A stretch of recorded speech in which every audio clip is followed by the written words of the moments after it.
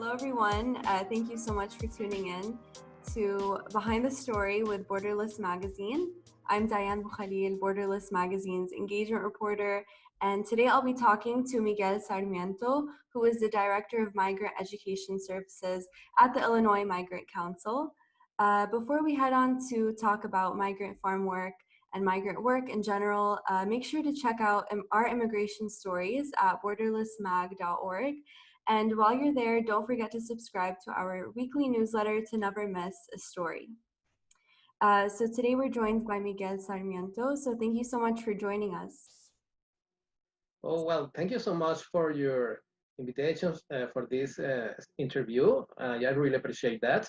And I really appreciate the opportunity that you bring to us to share a little bit of what we do, what is the people that we serve, and what are their needs.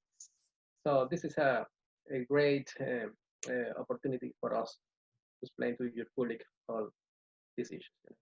Sure, we're happy to have you. So before we head on to migrant workers and all of that, how about you tell our viewers a little bit about yourself? Well, my name is Miguel Sarmiento, like you said. I am the director of the Migrant Education Services for the Illinois Migrant Council. This organization is a nonprofit organization who is located in Illinois State. We serve basically the Hispanic community in the state, and especially the farm workers in the area.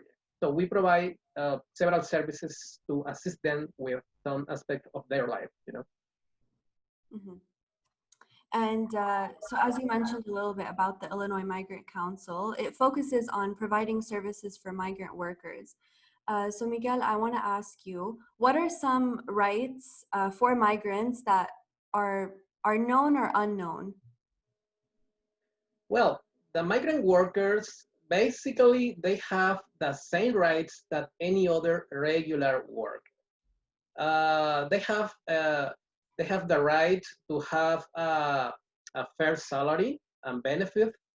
They have the right to work in a safe environment. They have the right to receive the support from the farmers. And when I talk about support, I am talking about supplies, uniforms, and any other tools or elements that they need to do their job. They have the right to receive information about their rights, okay?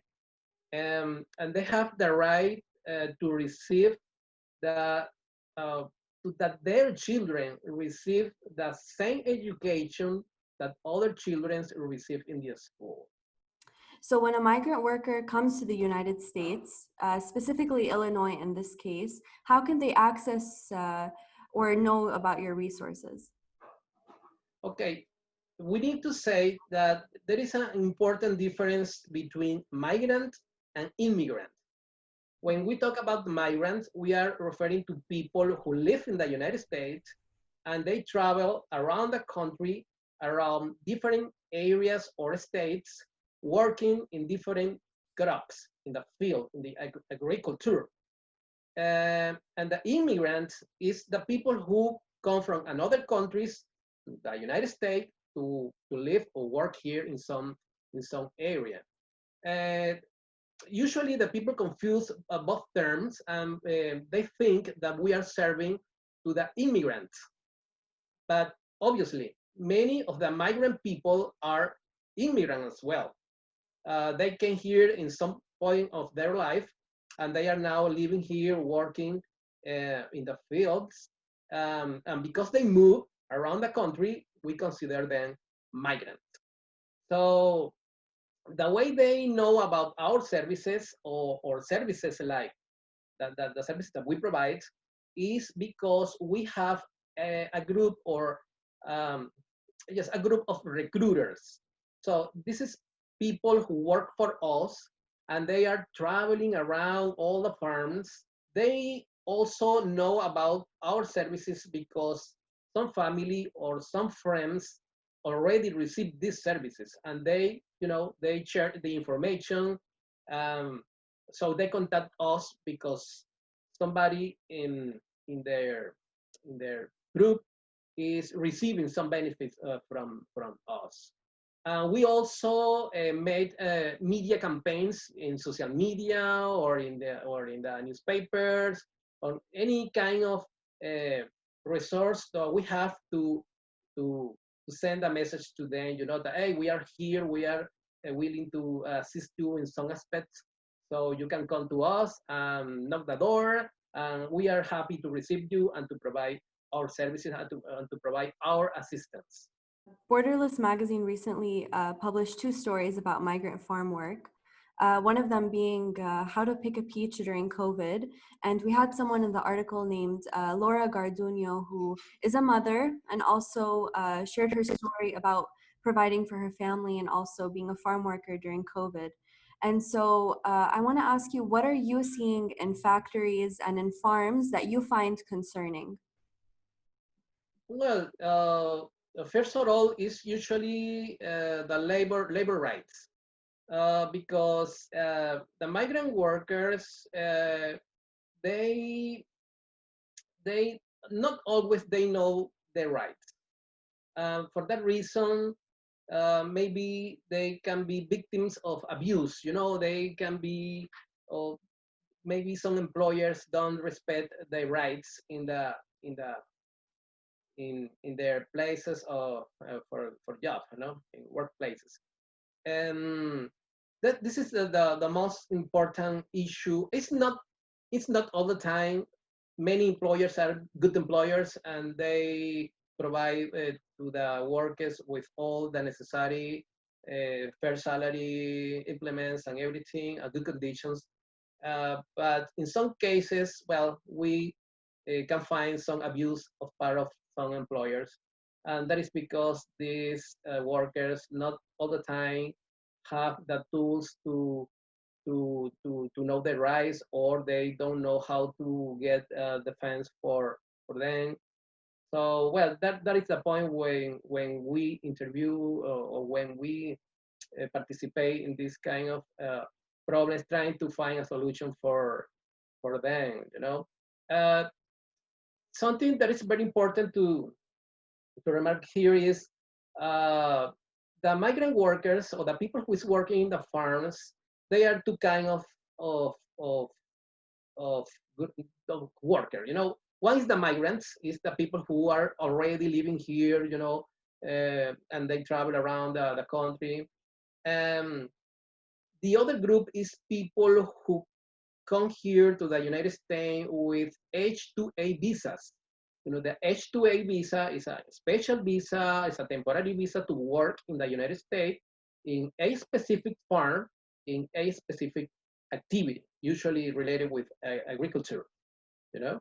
So these other kind of workers, we consider them as migrant as well, because they work here during some month, they return to Mexico, usually Mexico. I am talking about Mexico because in this area, we receive most people is from Mexico. But the H-2A program consider people from many other countries, okay? So we receive people from Africa, we receive people from the Caribbean, Mexico, and some other countries here in the United States to work in the fields. So this other group of people, well, they have um, different circumstances, because they are legally, working here under this program that has special conditions. So the farmers need to provide them with better uh, conditions for their jobs, and the government is taking care of them in a more detailed aspect than maybe the migrant people who is resident of the country. So when you look the progress that both of them have, you can feel that it's different, you know, because the migrant people is here with the family. They have children, they have wives, husbands. So the problematic that they are from is totally different. And the H2A workers are usually males, okay, that are alone here in the United States. So they are not, they live in groups inside the farms, and they don't have children, they don't have family with them here. Okay, so the situations that they are exposed are totally different. So when we need to lead with all of these two kind of situations, you know. So on June 24th, there was a visa ban, restrictions on the work visas. What did you see any of your clients get affected by this, or was The visa that they have is H2A, not the H2B. Mhm. Okay, so because this visa is just for farm workers, people who is coming to work in agriculture. Well, the situation is a little bit different with the H2B visa because the government consider the agriculture as an important aspect for the country, so they are arriving. Uh, they had less problems to arrive here during this season, you know. But during the last day, I have known that some groups were not possible to enter in the country because the COVID situation. So, and not because of ban, it's because of the COVID situation. So the government is taking some precautions, you know, to be sure that the people who belong to these groups are not sick. So there are some restrictions because of that. So some farmers here have having problems because of they didn't receive the total quantity of people who were asking for. So, and it's not easy here to find more people, resident people, to work in the farms. So some farmers had some problems because they didn't count with all the group that they request under the H2A program visa. You know? Mhm. And lastly, Miguel, I want to ask you, why do you think it's important to give attention to migrant farm work?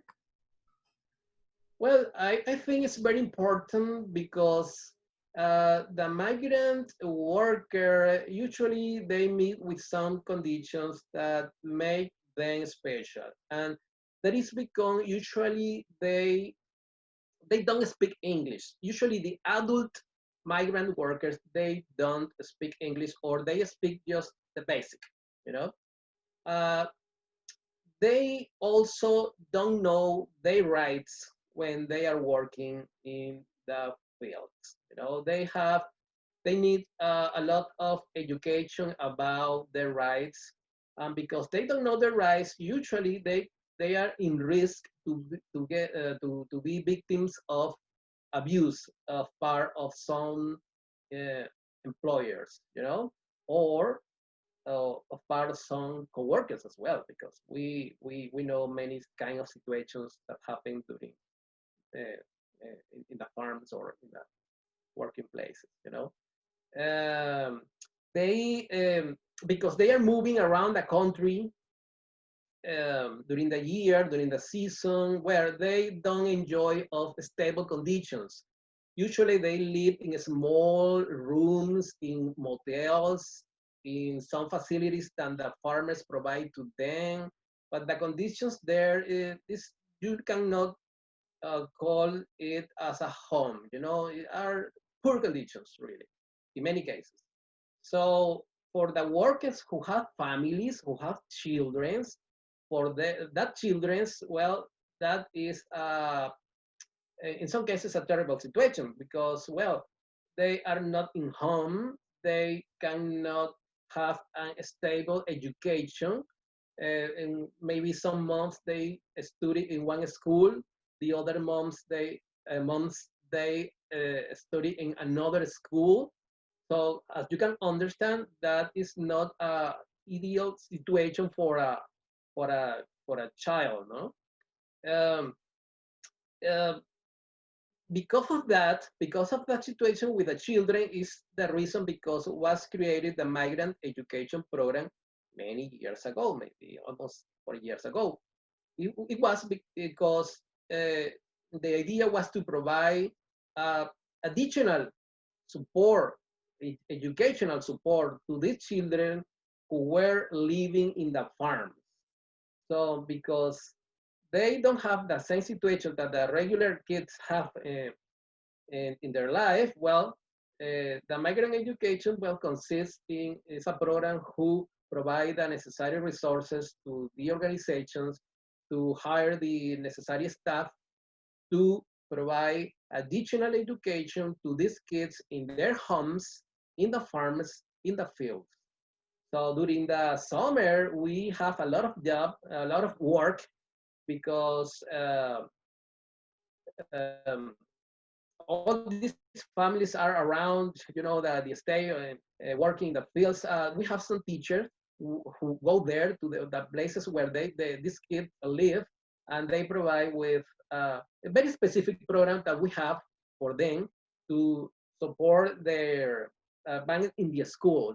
So when the day they start the school again, they can be in a good condition to have good grades and to be successful in the school. That is the idea, okay, with that. All right, thank you so much for sharing that. And thank you everyone for watching Behind the Story on Borderless Magazine.